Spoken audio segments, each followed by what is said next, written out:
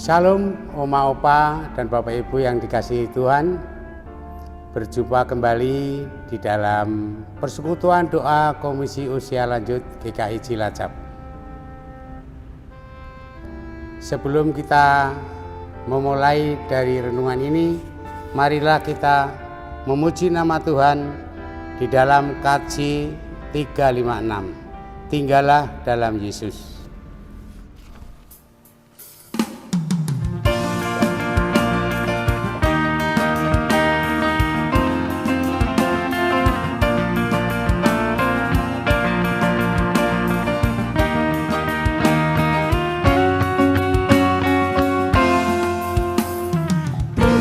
Dalam Yesus, jadilah muridnya, bacalah firman Tuhan, taat kepadanya.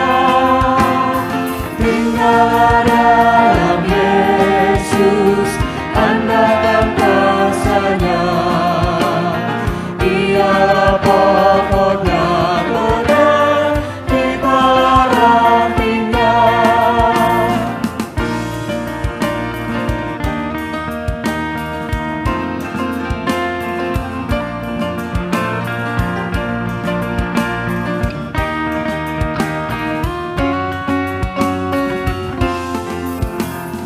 Kita sebagai ranting pasti berbuah, asal dengan setia tinggal di dalamnya.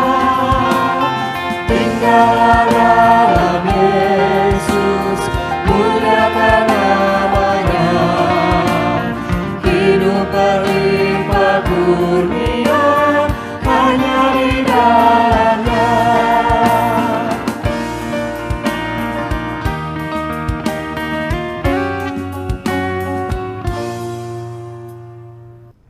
Oma Opa yang dikasihi Tuhan, marilah kita membacakan firman Tuhan, tapi sebelumnya kita akan bersekutu di dalam Tuhan untuk berdoa. Mari kita berdoa. Tuhan Allah Bapa kami yang bertata dalam kerajaan surga, kami bersyukur Tuhan senantiasa menyertai di dalam kehidupan kami dari hari lepas hari. Juga kami bersyukur Tuhan senantiasa mengaruniakan kesehatan bagi kami semua warga Komisi Usia Lanjut. Kami percaya Tuhan senantiasa memberikan kekuatan dan semangat bagi kami semua untuk melakukan kegiatan persekutuan maupun kegiatan dalam kehidupan kami sehari-hari. Bapa yang di surga, pada hari ini kami semua akan mendengarkan firman-Mu. Kiranya Tuhan membimbing kami, karena kami menyadari banyak kekurangan dan kelemahan yang ada pada kami sebagai jemaat-Mu. Bimbinglah kami ya Tuhan, kiranya Roh Kudus-Mu menyertai kami. Terima kasih ya Bapa, hanya di dalam nama Tuhan Yesus Kristus Juru Selamat kami yang hidup, kami berdoa dan mengucapkan syukur. Amin. Bacaan firman pada siang hari ini diambil dari Yohanes 15 ayat 1 sampai dengan ayat 8. Sudah siap Oma Opa? Mari kita baca. Yohanes 15 ayat 1 sampai dengan 8. Pokok anggur yang benar. Akulah pokok anggur yang benar, dan Bapakulah pengusahanya. Setiap ranting padaku yang tidak berbuah, dipotongnya, dan setiap ranting yang berbuah, dibersihkannya, supaya ia lebih banyak berbuah. Kamu memang sudah bersih karena firman yang telah kukatakan kepadamu. Tinggallah di dalam aku, dan aku di dalam kamu. Sama seperti ranting tidak dapat berbuah dari dirinya sendiri kalau ia tidak tinggal pada pokok anggur. Demikian juga kamu tidak berbuah jikalau kamu tidak tinggal di dalam aku. Akulah pokok anggur dan kamulah ranting-rantingnya. Barang siapa tinggal di dalam aku dan aku di dalam dia, ia berbuah banyak, sebab di luar aku kamu tidak dapat berbuat apa-apa. Barang siapa tidak tinggal di dalam aku, ia dibuang keluar seperti ranting dan menjadi kering, kemudian dikumpulkan orang dan dicampakkan ke dalam api lalu dibakar. Jikalau kamu tinggal di dalam aku dan firman-Ku tinggal di dalam kamu, mintalah apa saja yang kamu kehendaki dan kamu akan menerimanya. Dalam hal inilah Bapa-Ku dipermuliakan, yaitu jika kamu berbuah banyak, dan dengan demikian kamu adalah murid-murid-Ku. Demikian Oma Opa sabda Tuhan pada siang hari ini. Kiranya Tuhan memberkati kita semua. Judul perikop pada siang hari ini, melekat pada Yesus. Maksud dan tujuan supaya lansia diharapkan memahami makna melekat pada Yesus, dan lansia mewujudkan kehidupan yang melekat pada Dia di dalam hidup sehari-hari. Cerita tentang Yesus pokok anggur yang benar, kisah ini dikenal sejak sekolah minggu karena sering dinyanyikan. Namun sayang, kita sering lupa memperhatikan perikop sesudahnya. Padahal perikop sesudahnya adalah panggilan untuk hidup dalam kasih. Ayat 9 tadi sangat terkait dengan ayat 1 sampai dengan 8. Konteks sesudah pasal 15 ayat 1 sampai dengan 8 adalah perintah supaya saling mengasihi dan peringatan mengenai dunia yang tidak simpati kepada murid-murid. Dalam segala keadaan, para murid diminta untuk saling mengasihi. Dengan hidup saling mengasihi, para murid akan menjadi sungguh-sungguh hidup. Dari mana murid-murid Yesus mampu mewujudkannya? Tentang kasih, jawabannya ada pada Yohanes 15 ayat 1 sampai 8 tadi. Perumpamaan Yesus sebagai pokok anggur yang benar dan para murid adalah ranting-rantingnya merupakan metafora. Rupanya metafora itu diambil juga dari Yeremia 2 ayat 21 yang berbunyi, namun aku telah membuat engkau tumbuh sebagai pokok anggur pilihan, sebagai benih yang sungguh murni. Betapa engkau berubah menjadi pohon yang berbau busuk, pohon anggur yang liar. Pokok anggur yang benar maksudnya adalah pokok anggur yang dijamin menghasilkan buah. Buah yang bagus, yang banyak, dan tidak busuk pula. Yohanes menggunakan pokok anggur sebagai lambang dari Kristus. Oma Opa yang dikasihi Tuhan, pengusaha di dalam ini sebagai kita dibayangkan, dimaksudkan sebagai Tuhan Allah Bapa, pengusaha yang menjaga, merawat kebun anggur adalah pekerja keras dan menghendaki hasil buah anggur yang baik. Maka ia tidak segan untuk memotong, membersihkan ranting-ranting yang tidak menghasilkan buah. Selain itu, fungsi pemotongan adalah supaya terjadi ranting yang tak subur tidak mengganggu ranting yang subur. Ia juga rajin melakukan pembersihan terhadap ranting-ranting itu. seperti dimaksud di dalam ayat 2. Dalam Yohanes 13 ayat 10 disebutkan bahwa Yesus menyerahkan hidupnya untuk membersihkan para murid. Ia adalah firman. Gagasan itu diulangi kembali oleh Yesus di dalam Yohanes 15 ayat 3. Kamu memang sudah bersih karena firman yang telah kukatakan kepadamu.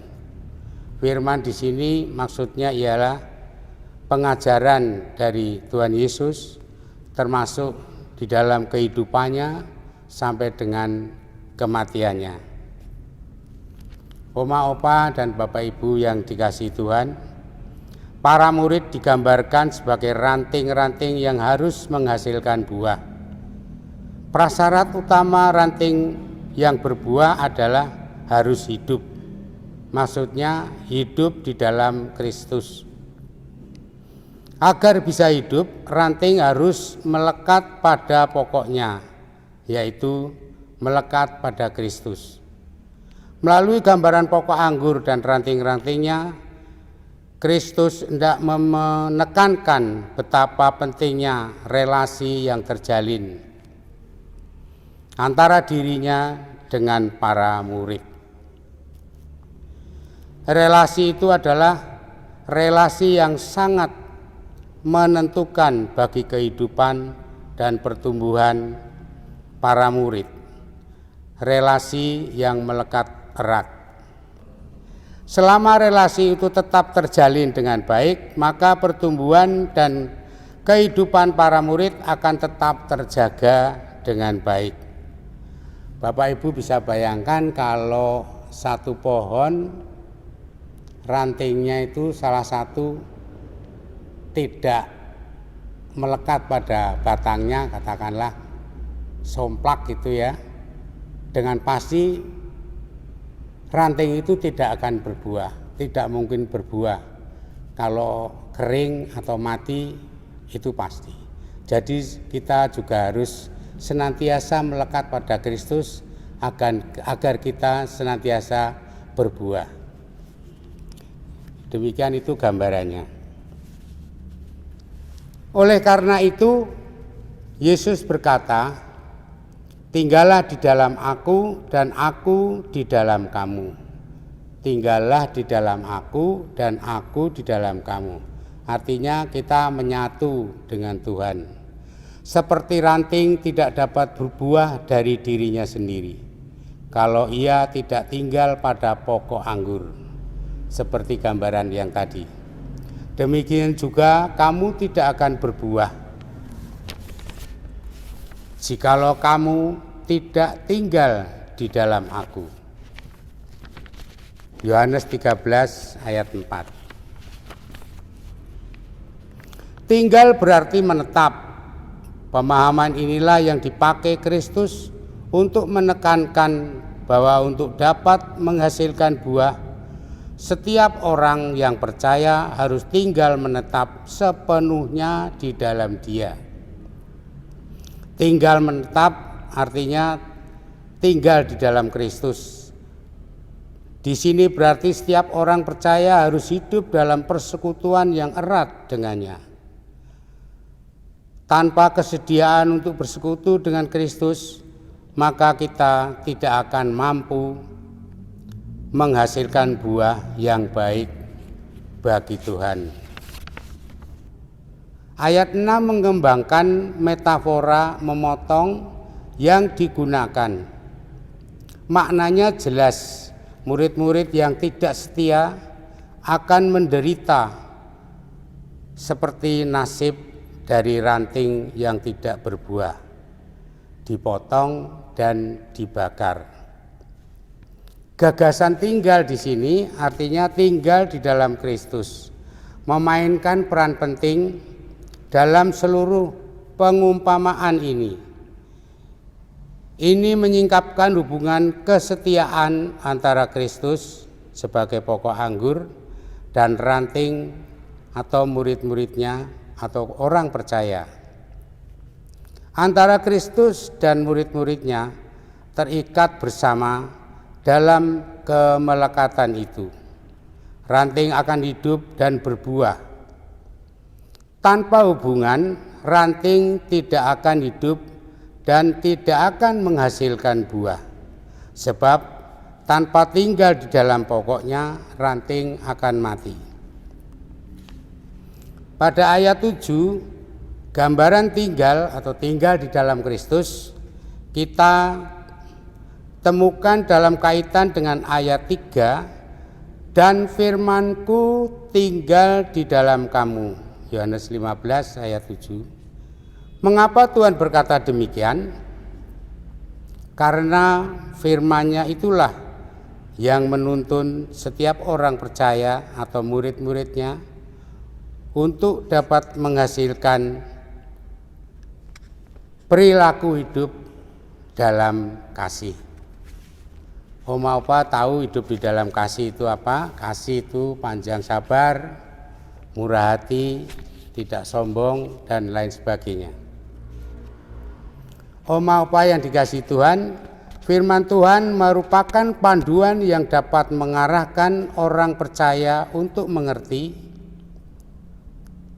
antara lain apa yang baik dan yang tidak baik, apa yang benar dan yang tidak benar, apa yang dikehendaki Allah dan yang tidak dikehendaki Allah. Namun panduan ini tidak akan mengubah apapun jika tidak diikuti dan dipraktekkan. Oleh karena itu dibutuhkan kesediaan dari orang percaya untuk dituntun dan diarahkan oleh firman itu. Apakah mudah, Oma dan Opa? Tentu saja tidak. Di dalam praktek kita sering belajar tentang Tuhan tapi tidak mengetahui apa yang dimaksud dengan Tuhan.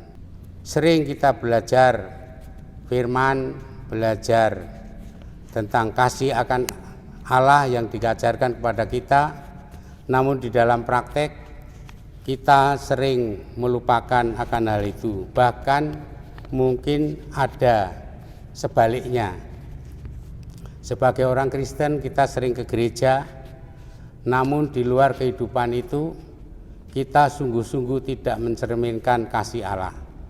Pada ayat 8 menyatakan bahwa tujuan dari berbuah banyak bukan tujuan dari dirinya sendiri, melainkan untuk kemuliaan Allah Bapa, Sang pengusaha kebun anggur. Yesus sebagai pokok anggur tidak berkarya dari dirinya sendiri dan bagi dirinya sendiri, melainkan dari kehendak Bapanya. Karena itu buah yang dihasilkan oleh para murid bukan untuk dirinya sendiri, melainkan untuk kemuliaannya melalui metafora ini. Tuhan Yesus mengajak para murid untuk tetap melekat pada Dia, supaya dimampukan mewujudkan kasih pada sesama manusia. Dari buahnya orang lain akan mengetahui bahwa seseorang adalah murid Yesus. Buah yang dikehendaki oleh Tuhan Allah adalah kehidupan dalam kasih. Tadi ditekankan supaya dimampukan mewujudkan kasih pada sesama manusia, artinya bukan hanya di lingkungan Kristen aja. Kalau kita hidup di dalam kampung, tentu kita harus baik. Wujud kasih itu harus kita wujudkan bagi sesama kita. Tidak usah melihat dari golongan apa. Itu yang dikehendaki, sesama manusia. Buah itu harus dirasakan bagi sesama manusia. Dari perikop ini lansia GKI sebagai murid Yesus dipanggil untuk menghasilkan buah yang baik. Untuk itu lansia diajak untuk membangun keakraban dengan Yesus serta melekat dengan setia. relasi yang akrab dengan Dia dibangun melalui kehidupan dalam doa, perenungan sabda Allah, kehidupan yang setia diwujudkan melalui kehidupan dalam karya yang menghasilkan buah. Buah yang dikehendaki Tuhan Yesus adalah hidup dalam kasih. Tuhan Yesus memberkati kita semua. Amin.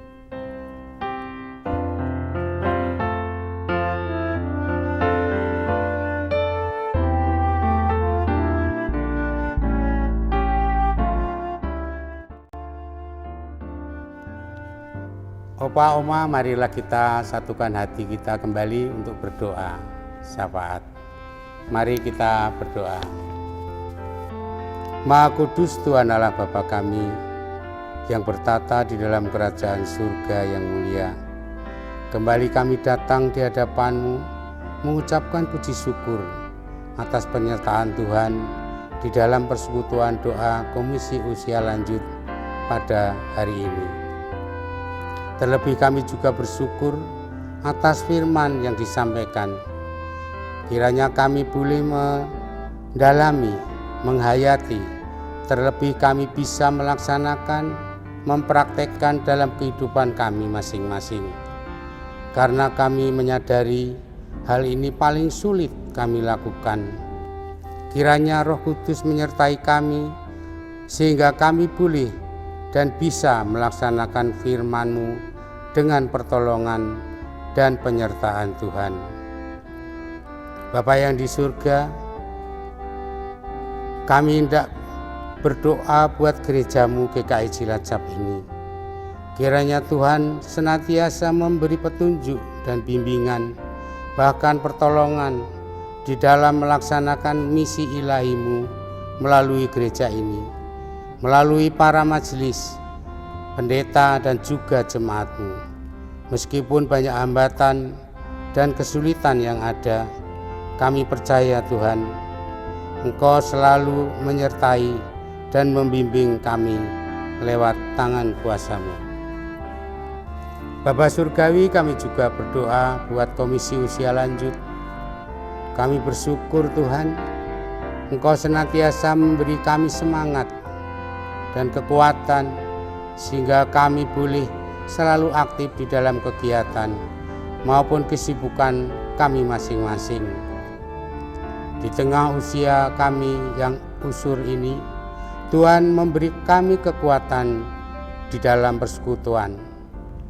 Tuhan Bapa yang bertata di dalam kerajaan surga, kami juga berdoa buat bangsa dan negara ini. Kami hanya warga kecil yang tidak punya kekuatan apa-apa. Kami hanya dapat berserah kepada Tuhan. Kami juga percaya Tuhan akan memberikan hikmat kebijaksanaan bagi pejabat-pejabat baik yang di pusat maupun di daerah. Kami percaya Tuhan mengetahui apa yang terbaik bagi bangsa dan negara ini. Untuk itu kami berserah kepadamu ya Bapa. Bapa yang di surga, ampunilah atas segala dosa, kelemahan, kekilapan, dan kelemahan kami yang ada pada diri kami masing-masing. Hanya di dalam nama-Mu yang kudus, kami berdoa dan mengucapkan syukur. Amin.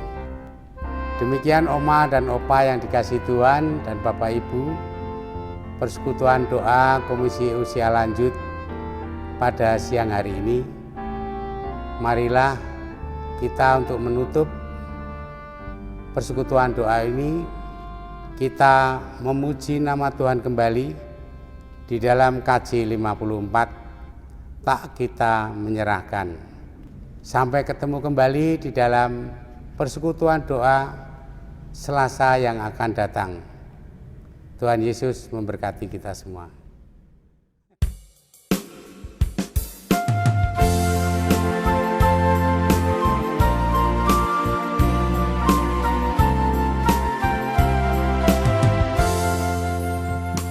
Tak kita menyerah.